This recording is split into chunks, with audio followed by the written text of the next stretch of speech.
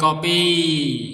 Nonton alur cerita ngopi dulu coy, sambil udut, biar mantep. Oke.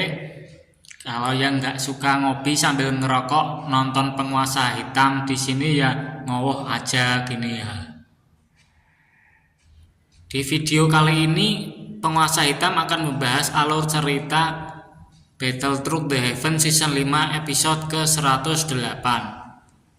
Melanjutkan cerita kemarin, yang dimana Soyen berhasil memurnikan setetes darah ponik iblis surga kuno dan juga menciptakan sebuah benih api transformasi kehidupan yang nantinya akan disatukan dengan mantra api. Selama Soyen menciptakan api transformasi kehidupan, perjalanan melewati lubang cacing menuju wilayah pil akhirnya telah sampai, menandakan bahwa Soyen sudah semakin dekat dengan tempat menara pil sekaligus api 3000 surgawi pembakaran berada. Bagaimana keseruan ceritanya? Langsung aja kita gaspol. Soyen buru-buru memastikan apakah saat ini mereka telah tiba-tiba menemukan api transformasi kehidupan di wilayah pil.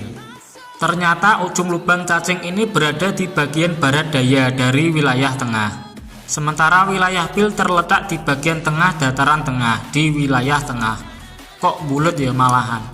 Jadi berantakan jelasinnya. Dataran tengah terbagi atas beberapa wilayah gitu pokok intinya. Sekarang Soyen berada di wilayah tengah dataran tengah, tapi sebelah barat dayanya gitu ya. Biar gak bingung lagi ngejelasinnya. Meskipun Soyen tidak bisa menemukan menara pil tempat ini, di tempat ini dia juga tidak buru-buru ke sana. Masih ada 2 dari 3 lembah terkenal di dataran tengah yang berada di sini, yaitu Lembah Suara dan Lembah Api Berkobar. Soyen langsung tertarik ketika mendengar Lembah Api Berkobar, karena di Lembah Api Berkobar dia punya salah satu teknik andalannya, yaitu transformasi 3 api misterius yang berasal dari faksi tersebut.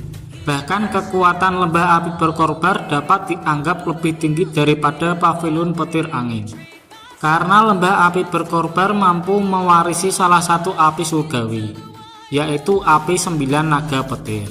Selama beberapa generasi, Soyen hanya bisa tertawa kikuk mendengar informasi dari Lin Yan, karena dia pun sudah tahu jika Lembah Api Berkobar sedang menguasai api 9 naga petir. Di dalam hatinya, dia juga ingin memiliki api tersebut. Namun demikian Soyen tidak berani untuk memaksa mengambilnya, karena bisa-bisa dia akan menyinggung eksistensi yang lebih berbahaya daripada Lembah Api Iblis. Karena itulah, apabila Soyen mendapatkan kesempatan untuk mendekati Lembah Api Berkobar, dia akan berusaha untuk menemukan perubahan transformasi 3 api misterius yang masih tersisa atau belum lengkap sepenuhnya. Lin Yan kemudian menjelaskan jika sekarang mereka akan menuju kota Tianhuang, yang dimana merupakan kota Liu Jing berada. Namun secara kebetulan di sana juga memiliki lubang cacing yang mengarah langsung ke wilayah pil. Soyen pun mengangguk-angguk dan cukup merasa antusias untuk melihat seberapa banyak perkembangan Liu Jing yang sekarang telah didapuk menjadi kepala klan Liu. Lagi pula waktu menuju pertempuran pil masih cukup lama, dan Soyen juga bisa memanfaatkan sisa perjalanan mereka untuk menemukan lebih banyak api binatang dan memperkuat benih api transformasi kehidupannya. Kota Tianhuang adalah kota yang tidak lebih kecil dari kota Tianbe, malah lebih ramai karena memiliki lubang cacing yang terhubung langsung dengan wilayah pil. Menurut Lin Yan, 2 klan besar yang bisa dibilang menguasai kota Tianhuang adalah klan Liu Jing dan klan Cheng. Seharusnya kali ini lubang cacing sedang berada di bawah penguasaan klan Liu. Jadi ceritanya, kota Tianhuang ini berada di bawah kekuasaan Lembah Api Berkobar dan sebagai faksi yang menguasai kota. Lembah Api Berkobar memiliki kewenangan untuk menentukan klan mana yang berhak mengelola lubang cacing. Sementara klan Liu dan klan Cheng sedang berebut lubang cacing. Di sisi lain, Soyen yang telah menempuh perjalanan selama seharian penuh dan telah menemukan 2 jenis api binatang hingga membuat benih api transformasi kehidupan secara bertahap tumbuh lebih kuat. Soyen mengangkat kepalanya dan melihat ke sudut jauh kota yang ditutupi oleh tanaman hijau subur. menanyakan apakah kota ini yang disebut dengan Tianghua. Lin Jian mengangguk dan mengingatkan Soyen bahwa kota ini merupakan wilayah kekuasaan lembah api berkobar. Oleh karena itu, Soyen wajib berusaha menahan penggunaan perubahan 3 api misterius. Soyen tersenyum dan mengangguk sebelum Lin Jian mempercepat perjalanannya. Karena sudah tidak sabar ingin melihat seberapa besar perkembangan Liu Jing saat ini. Soyen dan Lin Jian berjalan menuju kota, ketika tembok kota yang megah dan membawa keramaian muncul di depan mereka. Manusia datang dan pergi di bawah gerbang kota yang menjulang tinggi sebelum kemudian berubah menjadi pemandangan perjalanan yang sangat luas. Toko-toko serta bangunan yang tak berujung di kedua sisi jalan kota Tianhuang ini menandakan bahwa kota Tianhuang benar-benar sangat meriah. Bahkan bisa dibandingkan dengan beberapa kota besar di wilayah sudut hitam.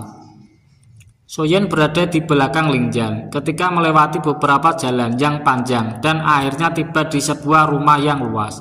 Namun yang agak aneh, rumah besar itu tampak begitu ramai, dengan penjaga membuat Lin Jian juga bertanya-tanya. Karena dari apa yang dia tahu, klan Liu tidak pernah mengirim begitu banyak penjaga sebelumnya. Karena bingung, Lin Jian pun berusaha mencari informasi dari orang random yang lewat dan menemukan bahwa klan Liu dan klan Sheng sedang berseteru. Di tanah terbuka itu, kedua klan tersebut sedang memperebutkan pengelolaan lubang cacing. Meskipun hak pengelolaan tersebut seharusnya jatuh ke tangan klan Liu tahun ini, tetapi perebutan semacam ini seperti sedang memperebutkan lahan parkir. Disitulah Lin Jian dan Soyen berpikir jika sepertinya Liu Jing sedang mengalami masalah setelah menjabat sebagai ketua. Lin Jian memutuskan untuk bergerak menuju tanah terbuka untuk melihat masalah apa yang sedang terjadi. Sementara itu, di tanah terbuka tampaklah Liu Jing yang tampak tersinggung karena lembah api berkobar tiba-tiba saja memberikan kesempatan bagi klan Sheng untuk menguasai lubang cacing di luar jadwal yang telah disepakati sebelumnya. Di belakang Liu Jing ada 2 orang tetua yang memancarkan aura kuat. Di situ juga sosok kecantikan Liu Fei yang entah kenapa tampak jauh lebih memikat dari penampilan gadis sombong bertahun-tahun yang lalu. Perebutan lubang cacing ini, Liu Jing tidak bisa banyak berkomentar karena si Huo menyampaikan permintaan baru dari ketua lembah, di mana permintaan tersebut adalah siapa yang membuat klan Sheng memiliki kesempatan untuk merebut pengelolaan lubang cacing untuk 1 tahun yang akan datang. Si Huo menjelaskan bahwa ketua lembah sedang mencari alkemis tingkat tinggi, namun belum berhasil juga hingga detik ini. Karena itulah kenapa kepala klan menentukan bahwa klan yang mampu menemukan alkemis tingkat tinggi untuk dibawa ke lembah api berkobar akan menjadi penguasa lubang cacing kota Tianhuang tahun ini. Dan secara kebetulan klan Sheng telah menemukan alkemis tingkat 6 yang telah diakui oleh Menara Pil. Meski begitu, si Huo masih memberikan kesempatan bagi klan Liu untuk merebut kembali hak pengelolaannya. Selama klan pimpinan Liu Jing itu juga mampu membawa seorang alkemis tingkat 6 di hadapannya untuk menggantikan alkemis tingkat 6 yang ditemukan klan Sheng. Liu Jing sudah meminta waktu beberapa hari untuk memenuhi persyaratan ini. Namun sayangnya si Huo tidak mau menunda lebih lama. Ekspresi Liu Jing tenggelam saat mengetahui bahwa klan Sheng tampaknya mendapatkan sebuah informasi rahasia tentang pencarian alkemis tingkat tinggi di lembah api berkobar, sehingga mereka bisa menemukan alkemis tingkat 6 ini di waktu yang begitu tepat. Ketika pergantian pengelolaan lubang cacing terjadi, klan Sheng sudah mencari alkemis tingkat 6 hingga membuat Liu Jing tidak bisa berkomentar apapun. Klan Liu mereka tidak lagi memiliki kesempatan untuk merebut lubang cacing dari tangan klan Sheng. Bapak-bapak klan Sheng sudah menatap Liu Jing dengan penuh ejekan, meminta kepala klan muda itu untuk menyerahkan penyerahan lubang cacing dengan tenang, sehingga mereka tidak perlu berseteru seperti ini. Liu Jing juga tidak bisa menahan ekspresinya yang berubah hijau ketika mendengar ejekan klan Sheng. Hingga tiba-tiba saja muncul sesosok muda berambut hitam berkedip muncul dari luar tanah terbuka sebelum menertawakan Liu Jing dan meminta soibnya untuk tidak menyerah dengan mudah.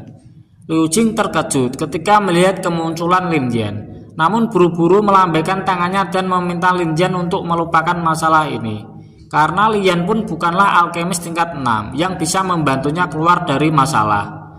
Lin Jian buru-buru tertawa kencang mendengar sikap pesimis Liu Jing. Sebelum berkata bahwa dia memang tidak bisa membantu Liu Jing, namun dia telah membawa seseorang yang pasti akan membuat Liu Jing memenangkan perebutan lubang cacing hari ini. Pada saat itulah Liu Jing hanya bisa terbelalang mendengarkan perkataan Lin Jian. Pada saat melihat langit yang ditunjukkan oleh Lin Jian, Liu Jing hanya melihat sesosok pemuda berjubah hitam yang begitu dia kenal tengah berjalan di udara. Tawa lembut yang familiar menyebabkan ekspresi Liu Jing menjadi kikuk. Sementara tubuh cantik Liu Fei bergetar ketika melihat wajah tampan Mang Oyen yang memang telah meninggalkan bekas luka yang amat dalam hingga membuat cenat-cenut di hatinya. Soyan tersenyum sambil melambaikan tangannya kepada Liu Jing memuji kemampuannya yang sudah menjadi ahli bintang 7 doang. Pujian Soyan hanya membuat Liu Jing terkekeh kecil melihat bagaimana juniornya yang agak tampak kurang asem ini sudah menjadi elit dozong lewat jalur olang dalam. Soyan tersenyum ketika mendengar ucapan kesal Liu Jing sebelum menyapu wajah Liu Fei dan melemparkan senyuman kepakboyannya hingga membuat Liu Fei auto kelepek-kelepek. Liu Jing terheran-heran dengan Soyan menanyakan alasan Soyan yang tiba-tiba muncul di dataran tengah ini. Dan enggak tuh, Soyan tiba-tiba aja reunian sama musuh yang sudah menjadi teman seperjuangannya saat melawan sekte Yu langsung. Liu Fei juga kena pesonanya kepakboyan dari Soyan. Tonton terus ya kelanjutannya di channel Penguasa Hitam. Bye bye.